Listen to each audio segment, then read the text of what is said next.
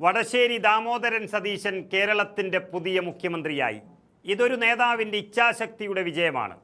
അധികാരം ലഭിച്ചില്ല എങ്കിൽ രാഷ്ട്രീയ വനവാസം എന്ന് പ്രഖ്യാപിച്ചുകൊണ്ട് ആത്മവിശ്വാസത്തോടെ ഒരു തെരഞ്ഞെടുപ്പിനെ നേരിട്ട മുൻ പ്രതിപക്ഷ നേതാവ് സതീശൻ ഇനി കേരളത്തിൻ്റെ മുഖ്യമന്ത്രിയാകുമ്പോൾ അദ്ദേഹം കടന്നു വന്നത് തീച്ചൂളകളിൽ ചവിട്ടിയാണ് എന്ന് തന്നെ പറയേണ്ടി വരും. എതിരാളികൾ അദ്ദേഹത്തെ തകർത്തുകൊണ്ടേയിരുന്നു. അധികാരം കിട്ടിയില്ല എങ്കിൽ വനവാസം എന്ന് പറഞ്ഞപ്പോൾ അത് 100 സീറ്റ് കിട്ടിയില്ല എങ്കിൽ വനവാസം എന്ന് എതിരാളികൾ പറഞ്ഞ് പ്രചരിപ്പിച്ചു. എന്നാൽ ആ വെല്ലുവിളിയും സതീശൻ ഏറ്റെടുത്തു. അങ്ങനെ സതീശൻ്റെ ഇച്ഛാശക്തിയിൽ കേരളത്തിൽ UDF 102 സീറ്റുകൾ നേടി ഭരണം തിരികെ പിടിച്ചു. അപ്പോൾ പട നയിച്ചവൻ നാടിനെ നയിക്കട്ടെ എന്ന ജനവികാരം ഉൾക്കൊണ്ടുകൊണ്ട് തന്നെ ഹൈക്കമാൻഡ് അവസാനം 10ാം നാളിൽ VD സതീശനെ മുഖ്യമന്ത്രിയായി പ്രഖ്യാപിക്കുകയായിരുന്നു. ഒരു രാഷ്ട്രീയ ജ്യോതിഷിയെപ്പോലെയാണ് VD സതീശൻ കേരളത്തിലെ രാഷ്ട്രീയത്തെ മുഴുവൻ പ്രവചിച്ചത്. 100-ലധികം സീറ്റുകൾ UDF നേടുമെന്നും 1 ഡസനിലധികം മന്ത്രിമാർ തോൽക്കുമെന്നും എറണാകുളത്തും മലപ്പുറത്തും മുഴുവൻ സീറ്റ് ജയിക്കുമെന്നും സതീശൻ പറഞ്ഞുകൊണ്ടേയിരുന്നു തെരഞ്ഞെടുപ്പിന് മുൻപേ തന്നെ. തെരഞ്ഞെടുപ്പ് സമയത്ത് ഇത്തരത്തിൽ പ്രവചിച്ച മറ്റൊരു നേതാവും ഉണ്ടായിരുന്നില്ല. ഒരു കാലത്ത് തകർന്ന് തരിപ്പണമായ UDFനെ കരുത്തോടെ നയിച്ച നേതാവിൻ്റെ ഗ്രൗണ്ട് മനസ്സിലാക്കിയുള്ളൊരു പ്രവചനമായിരുന്നു ഇതെല്ലാം.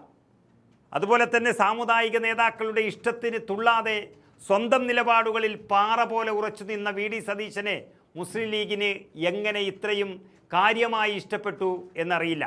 കോൺഗ്രസ് പാർട്ടിക്കുള്ളിൽ തന്നെ ഇത്രയധികം പിടിവലിയും വടംവലിയും മുഖ്യമന്ത്രി സ്ഥാനത്തേക്ക് ഉണ്ടായപ്പോൾ KC വേണുഗോപാലിനെ പോലെയുള്ള ഹൈക്കമാൻഡിൻ്റെ സ്വന്തം നേതാവ് ഇതിൽ സതീശൻ്റെ എതിരാളിയായി നിന്നിട്ട് പോലും മുഖ്യമന്ത്രി സ്ഥാനം അവസാനം കയ്യിൽ വരണമെങ്കിൽ അതിൽ മുസ്ലിം ലീഗിൻ്റെ വ്യക്തമായ പങ്കുണ്ട് എന്നുള്ളത് എല്ലാവർക്കും അറിയാം. സതീശൻ്റെ ഈ വിജയം മുസ്ലിം ലീഗിൻ്റെ കൂടി വിജയമാണ്.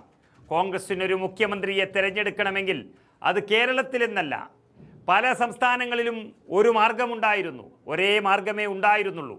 MLA മാർ എല്ലാം ഒത്തുചേർന്ന് വേണ്ടി വന്നാൽ വോട്ട് ചെയ്ത് ഏറ്റവും കൂടുതൽ വോട്ട് കിട്ടിയിരുന്ന വ്യക്തി അല്ലെങ്കിൽ നേതാവ് മുഖ്യമന്ത്രിയാകുകയാണ് പതിവ്.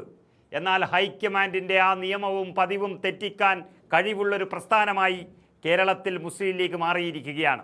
VD സതീശനെ മുഖ്യമന്ത്രിയാക്കിയില്ല എങ്കിൽ മന്ത്രിസഭയിൽ പോലും ചേരില്ല എന്ന് പാണക്കാട്ട് നിന്ന് അറിയിച്ചതോടെയാണ് ഹൈക്കമാൻഡ് വഴങ്ങിയത് എന്നാണ് അറിയുന്നത്. ഉപതെരഞ്ഞെടുപ്പിന് തയ്യാറല്ല എന്നായിരുന്നു ആദ്യം മുസ്ലിം ലീഗ് ഹൈക്കമാൻഡിനെ അറിയിച്ചത്. എന്നാൽ ഉപതെരഞ്ഞെടുപ്പ് വേണ്ട, സമവായ സ്ഥാനാർത്ഥി എന്നുള്ള നിലയിൽ എല്ലാവർക്കും സ്വീകാര്യനും ഒപ്പം MLA-യുമായ രമേശ് ചെന്നിത്തലയെ മുഖ്യമന്ത്രിയാക്കാം എന്നുള്ളൊരു തീരുമാനം എടുക്കാൻ ഹൈക്കമാൻഡ് ഇന്നലെ തയ്യാറായിരുന്നു. എന്നാൽ VD സതീശൻ എന്ന ഒറ്റ പേര് അല്ലെങ്കിൽ VD സതീശൻ എന്ന പേര് മാറ്റിപ്പോകരുത് എന്ന അതിശക്തമായ താക്കീത് മുസ്ലിം ലീഗിൻ്റെ ഭാഗത്തു നിന്ന് വന്നതോടെ ഹൈക്കമാൻഡിന് വേറെ വഴിയില്ലാതെയായി എന്നുള്ളതാണ് അറിയാൻ കഴിയുന്നത്.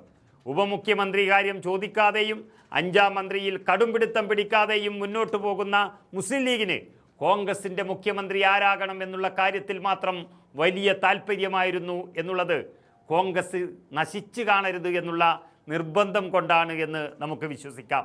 ഏതായാലും ജനങ്ങളുടെ മുഴുവൻ പിന്തുണയുണ്ടായിരുന്ന ഒരു നേതാവ് അവഗണിക്കപ്പെടുമ്പോൾ അവിടെ മുസ്ലിം ലീഗ് അവരുടെ ദൗത്യം നിറവേറ്റി എന്ന് തന്നെ പറയാം. പക്ഷേ ഇതിന് 10 ദിവസമൊന്നും വേണ്ടായിരുന്നു വെറുതെ ജനങ്ങളുടെ മുന്നിൽ നാണം കെടാനായിട്ട്.